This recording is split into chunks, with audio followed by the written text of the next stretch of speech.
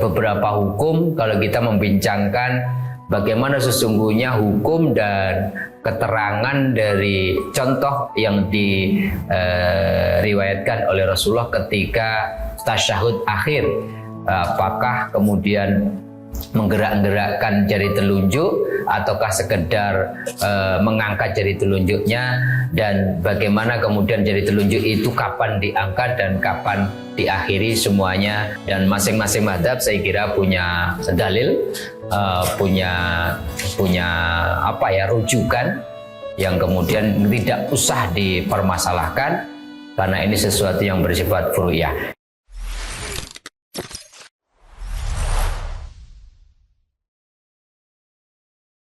Assalamualaikum warahmatullahi wabarakatuh. Sahabat-sahabatku dimanapun Anda berada, semoga senantiasa Allah berikan kesehatan, terlimpahi rahmat dan berkah Allah. Pada kesempatan kali ini kita akan membincangkan satu seringkali itu menjadi diskusi yang kadang-kadang kalau tidak kita sikapi dengan lebih wise, lebih bijaksana, kemudian jadi problem dan kemudian saling menyalahkan ya. Ini membincangkan tentang bagaimana sih hukum menggerakkan jari telunjuk ketika tasyahud, baik itu tasyahud awal maupun tasyahud akhir. Ada sebuah hadis yang diriwayatkan oleh Imam Muslim yang membincangkan tentang ini.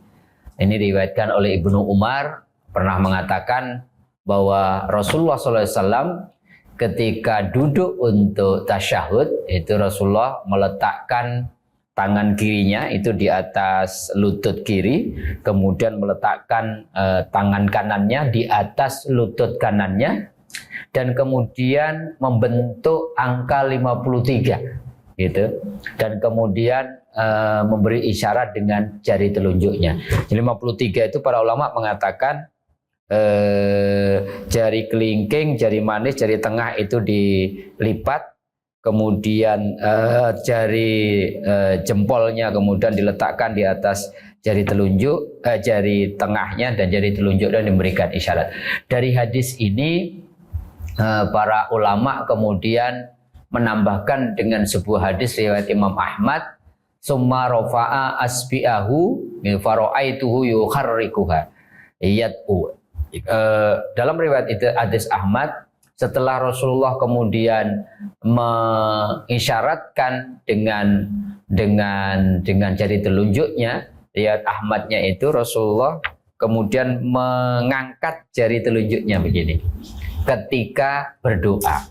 Sementara hadis yang lain riwayat Imam Abu Dawud mengatakan anna Nabi sallallahu alaihi wasallam kana yushiru bi isba'ihi idza da'a la yukharrikuha. Jadi Rasulullah itu memberikan isyarat dengan jari telunjuknya tanpa menggerak-gerakkannya. Jadi dari dua hadis riwayat Ahmad dan Imam Abu Dawud ini berselisihlah orang, berbeda pendapat. Ada yang mengatakan Rasulullah disepakati hanya memberi isyarat dengan jari telunjuknya, tapi ada hadis yang mengatakan sambil menggerak-gerakkannya ketika berdoa. Kemudian ada yang mengatakan hanya memberikan isyarat, mengangkat jari telunjuknya tapi tidak menggerakkannya. Dari situ kemudian ada perbedaan pendapat, ada yang menggerak-gerakkan jari telunjuknya ketika berdoa. Nah, ketika berdoa itu dimulai dari mana? Ada yang mengatakan dimulai dari at-tahiyat. Jadi dimulai at-tahiyatul mubarakatus salawat. Kenapa? Karena para ulama mengatakan mulai dari at-tahiyat itu jari telunjuknya sudah diangkat, bahkan digerak-gerakkan, karena itu bagian dari tahmid, dari memuji Allah sebelum berdoa. Tapi ada yang mengatakan menggerak-gerakkannya itu dimulai dari doa. Doanya dimulai dari baca asyhadu alla ilaha illallah wa asyhadu anna muhammadar rasulullah sampai innaka hamidum majid. Itu semuanya doa, maka kemudian jari telunjuknya diangkat. Tetapi ada yang menggerak-gerakkan, tapi ada yang tidak menggerak-gerakkan. Dua-duanya berdasarkan hadis, ini tidak perlu diperpanjang. tetapi ada persoalan yang lain lagi menurut beberapa pemahaman dari ulama fikih. Pertanyaannya adalah mulai kapan jari telunjuknya itu diangkat dan sampai kapan? Nah, ini ada beberapa madhab. Yang pertama, madhab Hanafi mengatakan jari telunjuknya ini, sahabat-sahabatku, diangkat ketika mengucapkan la ilaha. Tetapi diturunkan, tidak seterusnya berarti ya, diturunkan ketika mengucapkan illallah. Itu kalau madhab Hanafi. Sedangkan madhab Hambali mengatakan bahwa mengangkatnya itu ketika mengucapkan la ilaha illallah. Jadi kalau karena itu kalimat tauhid. Kemudian kalau madhab Syafi'i mengatakan waktu mengangkat jari telunjuknya itu ketika mengucapkan illallah. Jadi asyhadu alla ilaha illallah baru diangkat. Dan kemudian kalau madhab Hambali, kalau yang kedua tadi madhab Maliki, mohon maaf, kalau yang keempat ini madhab Hambali mengatakan waktu mengucapkan Allah, jadi asyhadu alla ilaha illallah, itu baru kemudian telunjuknya diangkat. Tapi kalau Syekh Albani yang kita kenal itu madhab yang diikuti oleh teman-teman Wahabi yang di Saudi, itu dimulai dari awal at-tahiyatul mubarakatus sampai innaka hamidum majid itu sudah mengangkat jari telunjuknya dan kemudian menggerak-gerakkannya. Jadi kalau sekarang kita sholat ya, sebelah kanan atau kiri kita sholat, kemudian di tasyahud awal maupun tasyahud akhir ada yang mengisyaratkan jari telunjuknya mulai dari at-tahiyat. Monggo saja, itu nggak ada masalah menurut para ulama. Ini sesuatu yang ikhtilaf, yang furu'iyah ya, yang tidak besar. Yang penting di dalam rangkaian tasyahud itu mengangkat jari telunjuk aja sudah tidak apa-apa, sudah mengikuti sunnah Nabi. Kalau ada yang menggerak-gerakkannya dari at-tahiyat sampai innaka hamidum majid, nggak apa-apa, ada dalilnya.